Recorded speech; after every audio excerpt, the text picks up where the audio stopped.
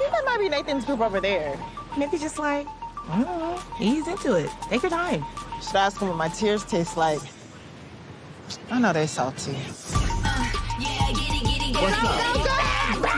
Wouldn't it be a trip if I started dating your girl's girl? Not my girl. She all over the place. Are you kidding me? Now I'm a fraud? You know I can buzz down on him. I'm in the hive. It's time.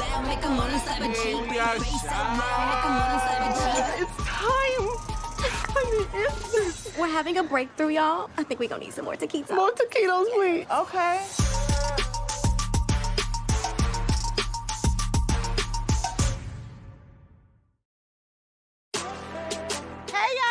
Back for another episode of The Wind Downs, and joining us in the hot seat today is none other than, say it with me, Condola. Condola herself, the brave and talented Christina Elmore. Yes. Y'all ready to talk about episode 3, Pressure? I'm ready. Okay. Let's do it. Yes, yes. Cheers. Cheers. In today's episode, we focus on Lawrence and Condola being new parents. You had just given birth in real life when we started filming season 5. What was it like to go through this storyline with all these emotions while being sort of a post-baby state yourself? It was a lot. And at first I thought it was gonna be a lot in like a bad way. I was like, this is gonna be too much baby time all the time. But it was really cool actually to sort of be in parallel experiences, but very different experiences. I appreciated my husband so much. I was like, I'm so glad not to be Condola in real life. But I also think like physically, it was a blessing because I was very tired. Condola was very tired. Yeah. I had a little extra baby weight. Condola needed a little extra baby weight. I also love that people thought in real life you were pregnant actually by Jay.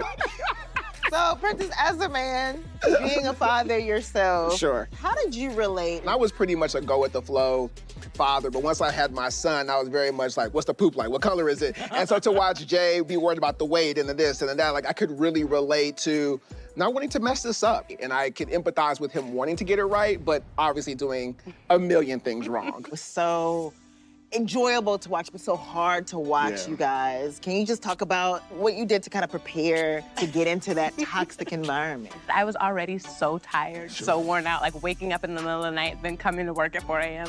That like a lot of that energy was already there and you didn't have to set a lot to get the fuse really lit. But I also think that Jay's a talented actor. The babies were so great. Crying in the middle of the argument, it was kind of perfect. Yeah. But I really tried to think about what does it feel like? I am so grateful. My mom was there with me. My husband is on it. He's not just getting kudos for changing a diaper. Right. But what would it feel like if I was at home doing all this by myself? Yeah. And it wasn't that hard to imagine it. So once I got there, we were able to sort of play. She's always been a character that we felt keeps everything super tight and together. And what is it like when her life isn't that way? And I just thought you did such a great job of letting us into Condola when nobody else is around. I've had so much fun playing her as like, she has her black and her white and her hair is braided and she is ready to go. But to see her like covered in baby food and tired and mad and not necessarily being fair all the time. Because why should she be fair?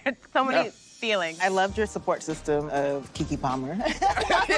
Those scenes were so enjoyable to have someone like Keke Palmer have Condola's back, who in real life actually was strongly anti-Condola. Very anti-Condola. When I saw her name on the call sheet, I said, so for real?